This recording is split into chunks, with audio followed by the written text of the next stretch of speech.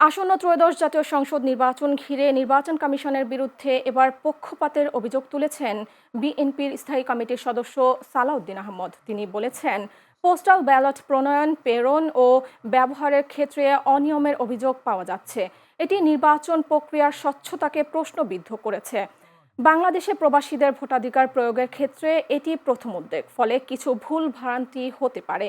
তবে যেসব অনিয়মের অভিযোগ আসছে তাতে একটি নির্দিষ্ট রাজনৈতিক দলের পক্ষে কিছু কিছু কাজ হয়েছে বলে বিএনপির ধারণা। আজ রাজধানীর আগারগাঁওয়ে নির্বাচন ভবনে নির্বাচন কমিশনের সচিবের সঙ্গে বৈঠক শেষে সাংবাদিকদের সামনে এইসব কথা বলেন সালাউদ্দিন আহমদ। বিএনপির স্থায়ী কমিটির এই সদস্য বলেন, বৈঠকে নির্বাচন সংক্রান্ত কিছু আইনগত বিষয় ও আচরণবিধি নিয়ে আলোচনা করা হয়েছে।